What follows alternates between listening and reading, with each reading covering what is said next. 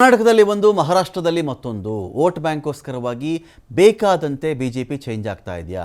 ವಕ್ಫ್ ವಿಚಾರ ಬಂದರೆ ಕೇಂದ್ರದ್ದೇ ಒಂದು ತೀರ್ಮಾನ ಆಗ್ತಾ ಇದೆ, ರಾಜ್ಯಗಳದ್ದೇ ಒಂದು ತೀರ್ಮಾನ ಆಗ್ತಾ ಇದೆ. ಇಲ್ಲಿ ನೋಡಿ, ರಾಜ್ಯದಲ್ಲಿ ಇದೇ ವಕ್ಫ್ನ ವಿರುದ್ಧವಾಗಿ ಬಿಜೆಪಿ ನಿರಂತರ ಹೋರಾಟವನ್ನು ಮಾಡ್ತಾ ಇದೆ. ಈ ವಕ್ಫ್ನೇ ಬ್ಯಾನ್ ಮಾಡಿಬಿಡ್ಬೇಕು ಕರ್ನಾಟಕದಿಂದ ಅಂತ ಅವರ ಹೋರಾಟದ ಸಾರಾಂಶ, ಬಿಜೆಪಿ ನಾಯಕರ ಹೋರಾಟದ ಸಾರಾಂಶ ಆಯಿತು. ಈ ಕಡೆ ಮಹಾರಾಷ್ಟ್ರದಲ್ಲಿ ಬಿಜೆಪಿಯಿಂದ ವಕ್ಫ್ ಪ್ರೇಮ ಮೆರಿತಾ ಇದ್ದಾರಲ್ಲ ಬಿಜೆಪಿಯವರು, ಇದಕ್ಕೇನು ಮಾಡೋಣ? ಬಿಜೆಪಿ ನೇತೃತ್ವದ ಮಹಾಯುತಿ ಮೈತ್ರಿಯಿಂದ ವಕ್ಫ್ಗೆ ಅನುದಾನ ಹೋಗ್ತಾ ಇದೆ. ಕರ್ನಾಟಕದಲ್ಲಿ ಬರೋದು ವಕ್ಫ್ನ ಬ್ಯಾನ್ ಮಾಡಿಬಿಡಿ ಅಂತ ಹೇಳೋದು ಆಯಿತು, ಮಾಡಿ. ಮಹಾರಾಷ್ಟ್ರದಲ್ಲಿ ತೀರ್ಮಾನ ಏನಪ್ಪ ನಿಮ್ಮದು ಅಂತ ನೋಡಿದ್ರೆ, ಮಹಾರಾಷ್ಟ್ರದಲ್ಲಿ ಇದೇ ವಕ್ಫ್ಗೆ ಅನುದಾನ ಕೊಡೋದು ಇವರು. ಇದು ಯಾವ ಥರ ಇದು?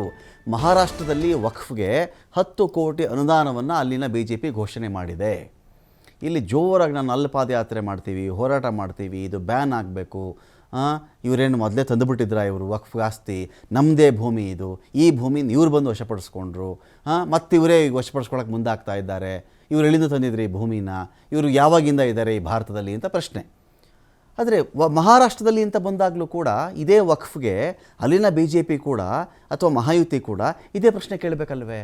ಅಲ್ಯಾಕೆ 10 ಕೋಟಿ ಅನುದಾನವನ್ನು ಕೊಟ್ಟಿದ್ದಾರೆ ಅಂಥೇಳಿ ಅವರ ವಿರೋಧ ಪಕ್ಷಗಳು ಪ್ರಶ್ನೆ ಕೇಳ್ತಾ ಇವೆ. ಅಲ್ಲಿ ಕರ್ನಾಟಕ, ದೆಹಲಿ ಸೇರಿದಂತೆ ತಿದ್ದುಪಡಿ ಆಗಬೇಕು ಎಲ್ಲ ಕಡೆಗಳಲ್ಲಿ ಅಂತ ಒಂದು ಹೋರಾಟ ಇದೆ. ವಕ್ಫ್ಗೆ ತಿದ್ದುಪಡಿ ಆಗಿಬಿಡಬೇಕು, ಈ ಸೆಷನ್ನಲ್ಲಿ, ಚಳಿಗಾಲದ ಅಧಿವೇಶನಲ್ಲೇ ಮುಗಿಬೇಕು ಅಂತ. ಇದೇ ಬಿ ಜೆ ಪಿಯಿಂದ ಬೇರೆ ಕಡೆ ನಾವು ಚೆಕ್ ಮಾಡ್ಕೊಂಡ ಕರ್ನಾಟಕ, ದೆಹಲಿ ಇವರೇ ವಿರೋಧ ಮಾಡ್ತಾರೆ ಜೋರಾಗಿ. ವಕ್ಫ್ ಬೇಡ, ಬ್ಯಾನ್ ಮಾಡಿಬಿಡಿ, ಏನಕ್ಕೆ ವಕ್ಫು, ಅವ್ರಿಗೆ ಯಾಕೆ ಕೊಡಬೇಕು ಆಸ್ತಿ, ಅದು ಇದು ಅಂತ. ಇಲ್ಲಿ ಇದು ವಿರೋಧ ಮಾಡ್ತಕ್ಕಂಥವ್ರು ಔರಂಗಾಬಾದ್ನಲ್ಲಿರ್ತಕ್ಕಂಥ ವಕ್ಫ್ ಬೋರ್ಡ್ಗೆ 2 ಕೋಟಿ ರೂಪಾಯಿ ಮಂಜೂರು ಮಾಡಿದ್ದಾರೆ.